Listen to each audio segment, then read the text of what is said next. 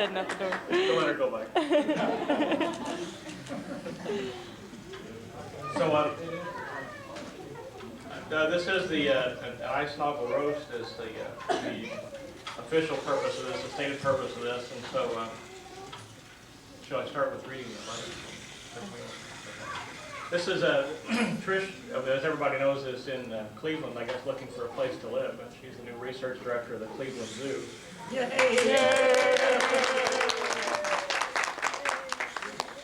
So since she couldn't be here, she's wrote a letter, and so I'll just read that. It says, for Polly's Rose from Trish.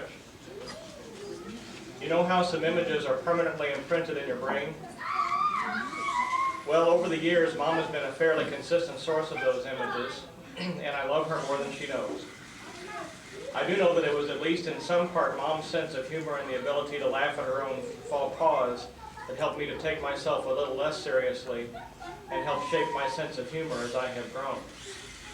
Well, frankly, the occasions are far too numerous to mention here today, but there are a few stories over which we have laughed repeatedly over the years.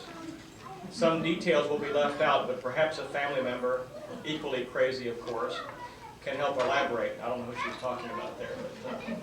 But, probably one of the best loved mom stories is the drunk under the car story. Remember that, Mom? Yes. She had taken me to the doctor in Crystal City on Old Main Street to see Dr. Mayfield. As it happens, his office was right next door to the Crystal Tavern. When we left the doctor's office, Mom helped me get into the passenger side of the car and then went around to get in the driver's side. I guess she slipped on the bricks because the next thing I saw were Mom's white knuckles gripping the top of the door as her body totally disappeared. I remembered thinking, where is Mom? I was pretty young then. Her feet had slid out from under her on the bricks and she was stuck underneath the car, holding on only by her grip on the door, and she couldn't get up. She didn't dare let go of the door or she would have been flat on her back in the middle of the street. I was pretty helpless through the whole ordeal, as I recall. After what seemed like an eternity, little by little, she started emerging from the bricks. To this day, she still believes people would swear she was drunk, just coming from the tavern and had fallen under her car. And that poor little child sitting in the car, so helpless through it all. I can remember when I was younger and Aunt Norma and Uncle Jim had parties down in their basement because they had a bar built in. Well, some people can hold their liquor and others can't, especially when you're not used to drinking much. Mom rarely drank, so I can't ever recall her being intoxicated except for one night. I can remember us coming home to Russell Avenue after one of the Stringer's famous parties, and frankly, Mom was looped. All I can really remember was that I think she totally disrobed and then put on those huge fuzzy bunny slippers and was running around the house naked. Remember that, Mom?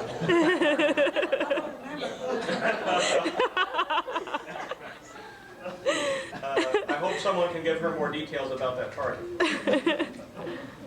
The most recent Mom story I can think of is when she went to St. Louis for her doctor's appointment with Dr. Davis. It was right before the sisters were due to leave on their cruise. Anyway, one of the stops on their cruise was Puerto Vallarta in Mexico. Well, you know how all those Spanish words kind of sound alike. Mom was excited about the trip, telling Dr. Davis all about it. When he asked her where she was going, she said, Casa Gallardo.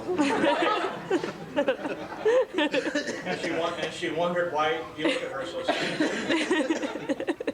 But since she was there for a checkup, she was on the examining table, naked again. And she fell off the table into the arms of Dr. Davis. I think that poor man was probably never the same after that. I hope this doesn't embarrass you, Mom. These are stories I'll remember my whole life. And they are a part of you, that fun-loving, quick-witted side of you that, of course, everybody has come to cherish. We all know the entire family is a zoo, as my ex-spouses have always been quick to point out. But we love our zoo and wouldn't trade this family for anything. We are so sorry we couldn't be here today. Laugh for us, and we love you all. Mom, Aunt Normie, Aunt Jeannie, and Aunt Dorothy, I couldn't ask for a more loving and supportive mom and aunts. I love you all. Happy Roast Day. Love, Trish and Tasha.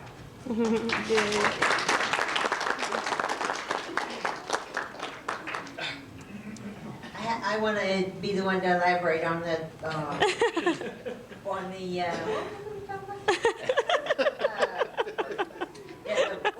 drunk, that's right.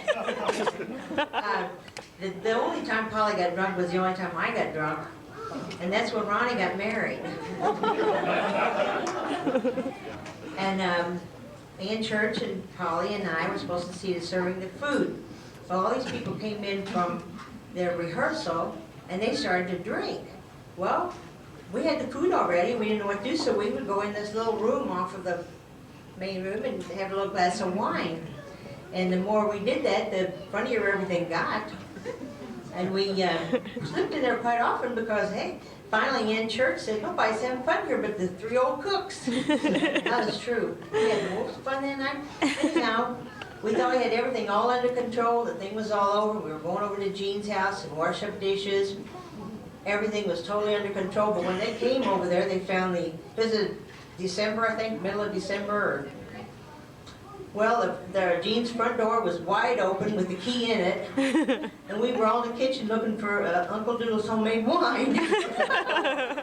And while Polly was walking sideways the next day, she said she felt just fine, but she was walking sideways in the place.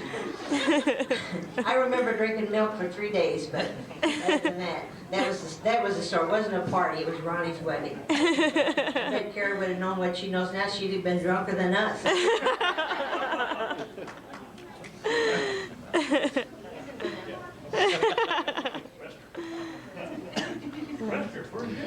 Okay, we're waiting for Mike's top 10 list. No. Whoever else wants to come next. Okay, does anybody else, I heard a rumor there was quite a bit of, quite a buzz in the room earlier that maybe Sam McQuarrie had some remarks to make. Sam, did you have a couple of things to talk about? There might be something in his pockets. Watch it when he gets up to mine, he'll get away. Does somebody have a timer? You need one.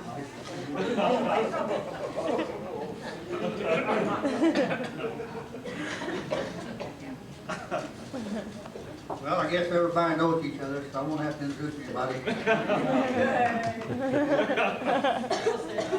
Russ, when you supposed to swear me in?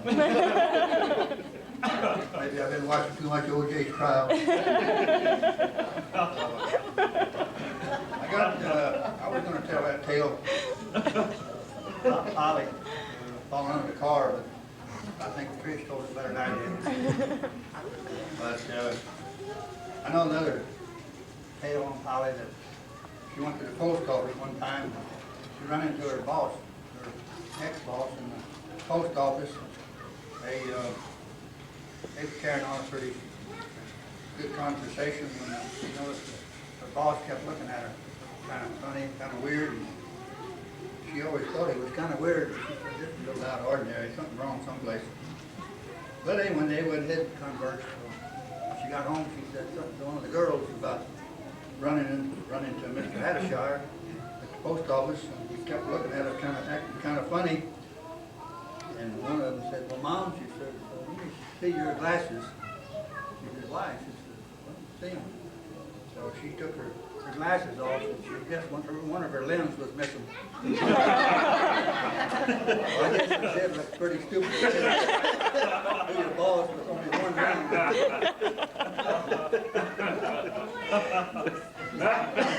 Hiding behind the post.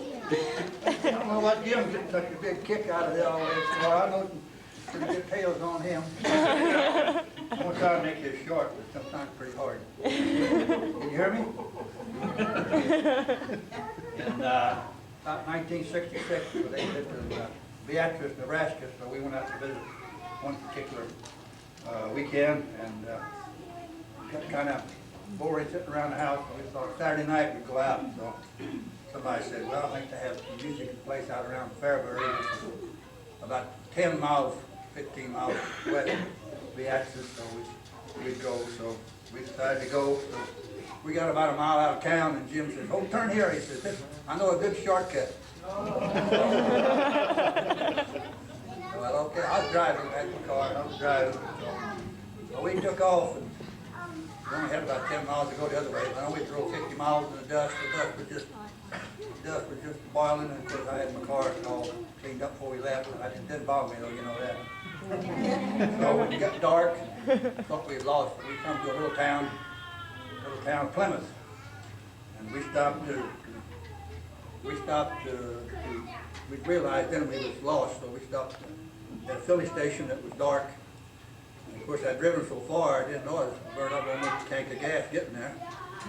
So we stopped and we knocked on the door, and old fella come to the door, and we asked him about where we was. He said, well, Sonny, he says, you're in Plymouth. And Jim says, I beg your pardon. He said, we're in an automobile. He said,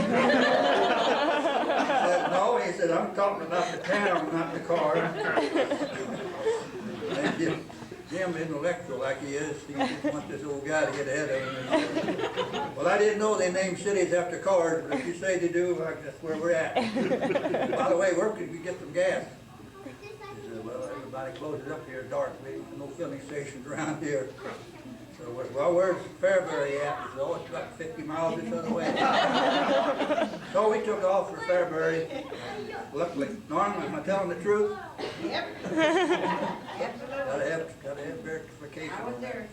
So we made it to Fairbury, and I think everybody lived happily ever after.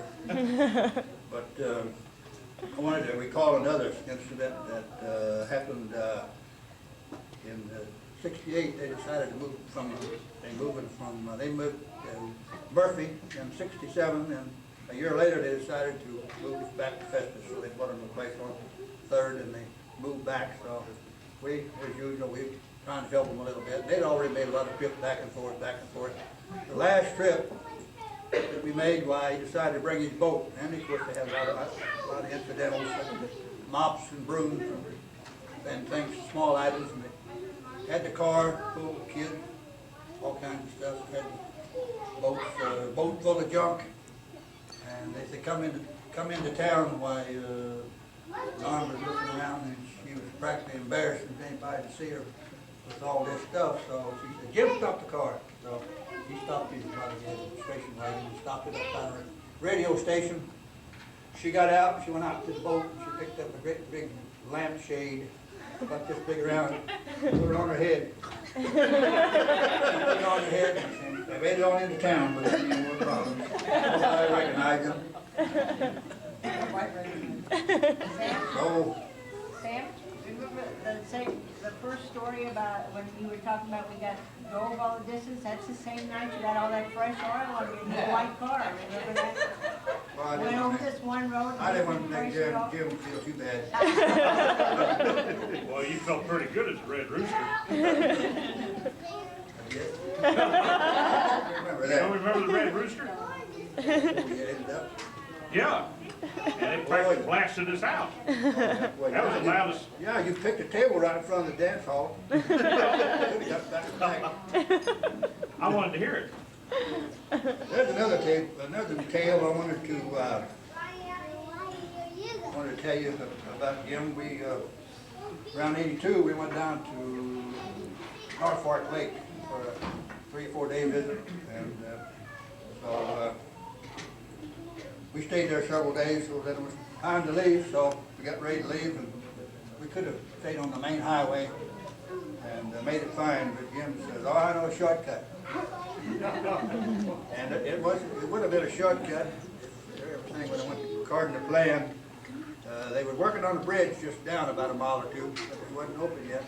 But there was a ferry right there real close. It took you over and put you on that same highway as you went around. So Jim said, well, we'll take the ferry, which we did. So we getting on the ferry, well, it didn't meet too good, and of course we had quite a bit of weight in the back seat. Of course, me and Jim was in the front. And the muffler drug something and just about tore the muffler off. And of course he got balled out on that pretty good. So we went on and we got back on the road, and the muffler started dragging, and Jim just happened to have a roller of baler cable wire and some cutters in the trunk. So he got out and he tied up the muffler. We made up the road a little ways, and the first thing you know, started dragging again. That happened 2 or 3 times. He finally went out in the trunk of the car. He found a big log chain.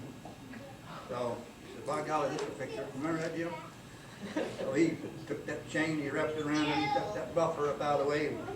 We was coming up 63, and we sailing along pretty good. And I noticed things didn't look just right, so after about an hour or so, didn't look just right. So then I was a navigator, he was the pilot, and I was a navigator. My responsibility really, we get lost. I said, Jim, I says, are we going on another vacation or are we going home? He said, why we're going home? I said, well, I don't know about you. I said, you might be going home, but I live in Festus and we're going the wrong way. Which we was. We're only about 15 miles out of Springfield, which you might know is quite a ways west. Actually, we should have turned off about from West Plains in that area. So if we'd have just, instead of turning around and going back, if we just went over to get 44, we'd been all right. He wanted to go back and see where that turnoff was that we missed.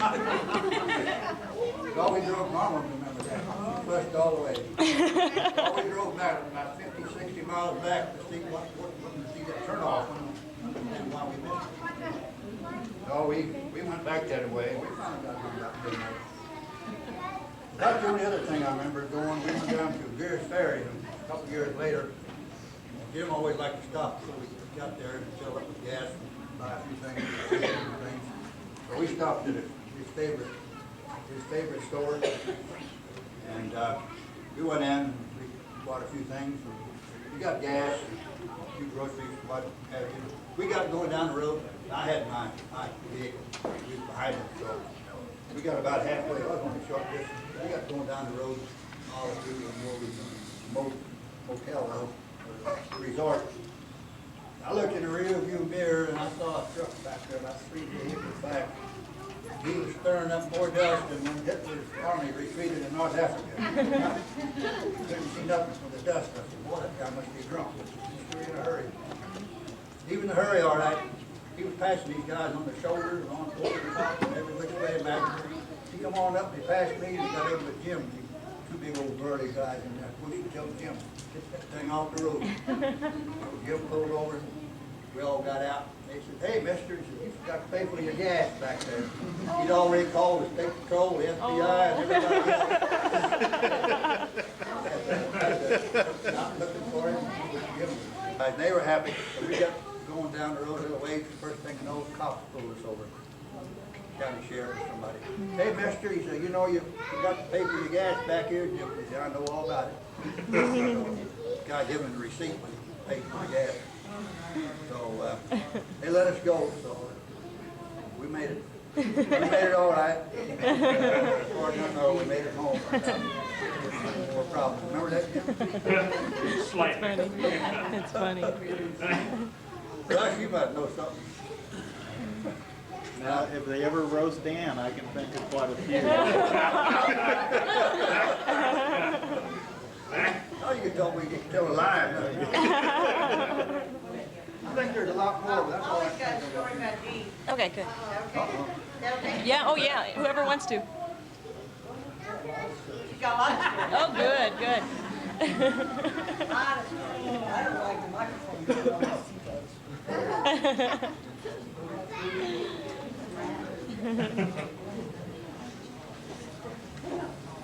Wait for you to get me the other tape. Okay. Can you hear me? Well, let me think now. Gee, you don't mind, do you? Which one you gonna tell? Only one I know. These stories. Well, I don't know what to start out with. I guess I'll start out with Jean. She and Dorothy and I, Norma had the van, and there was Norma and me and Jean and Dorothy going to Independence to do all of her boxes and all this. So we stopped at a rest stop. Dorothy and I stayed in the van, With Norma, I think. and Norma and Jean went to the restroom. Norma came back pretty quick, but Jean didn't. She didn't come, and she didn't come, and she didn't come. I said, wonder what happened to Jean. Here she comes, lollygagging along. she had locked herself in the toilet and couldn't get out. Nobody was in there. She beat on the door and shut it. No. Finally, she had to crawl underneath and got out. I thought that was really funny. You didn't care, did you, Jeannie? Oh, I wouldn't have minded if it was me. Anyway, you could just picture her crawling out over under a puddle. I thought it was really something. Okay, one time, this was on our bus tour to Canada. Because there was Norma and Dorothy and I and Hazel, wasn't Hazel? And we weren't supposed to take any edible things over to the Canadian side, but Norma and I always had to have stuff to eat.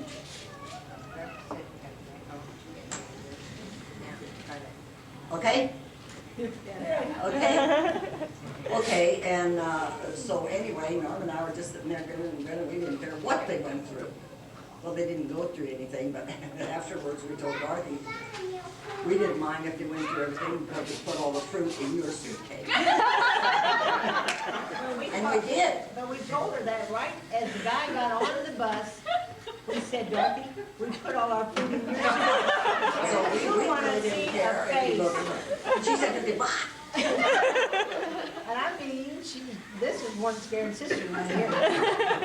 We did that, we really did. Now, this is a little something, and if you weren't there, it doesn't really mean anything.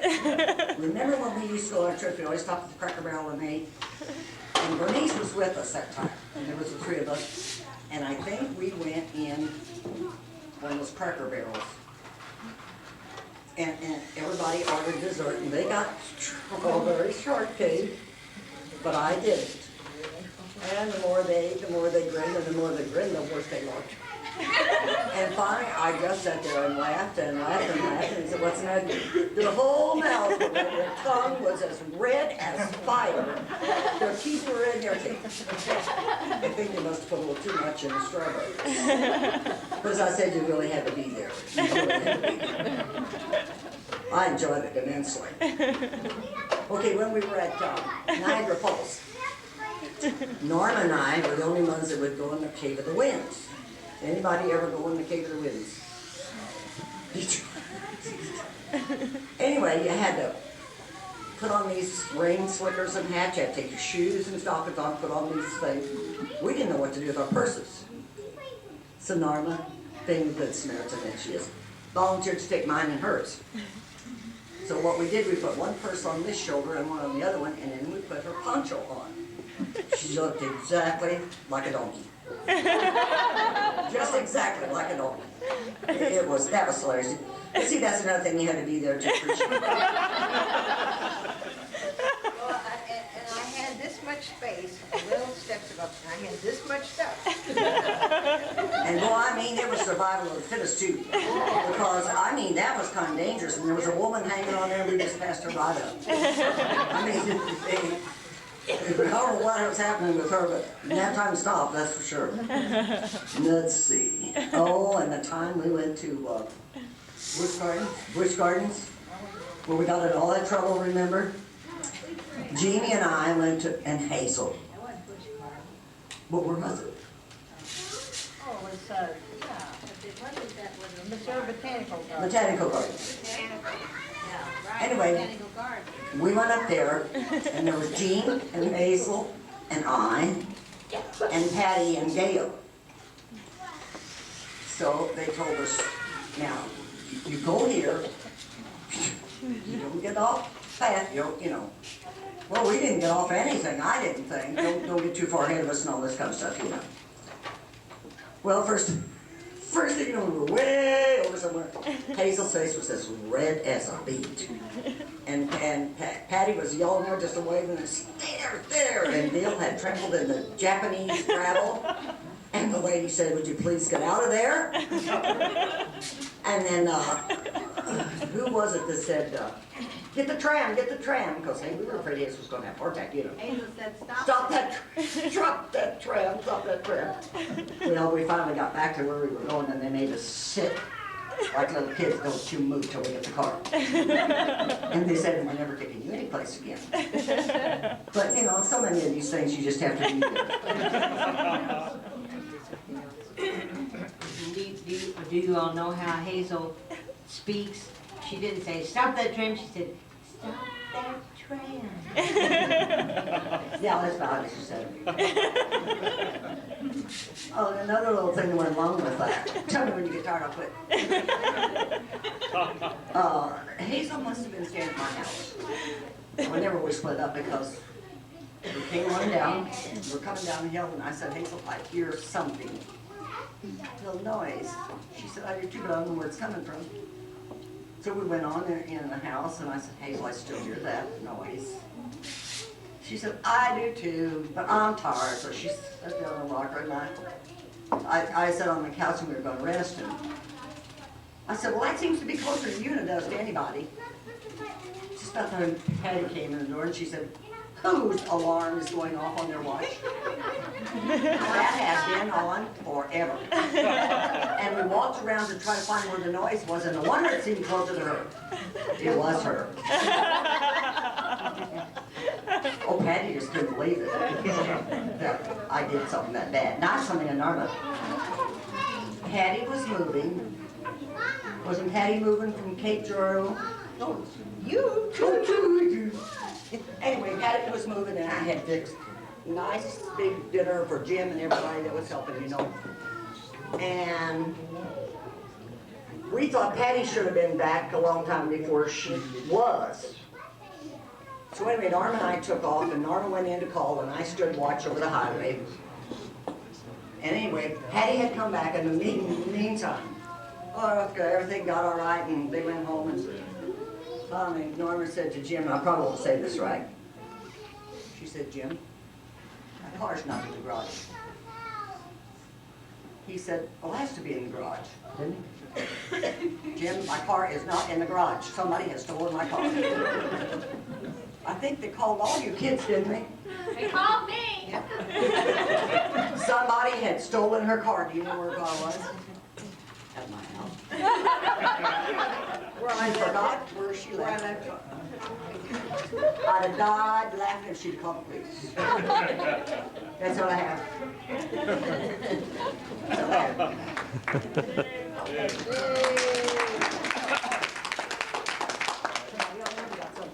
You sure looked up there, Ron. Boy, she's been all over you. Yeah.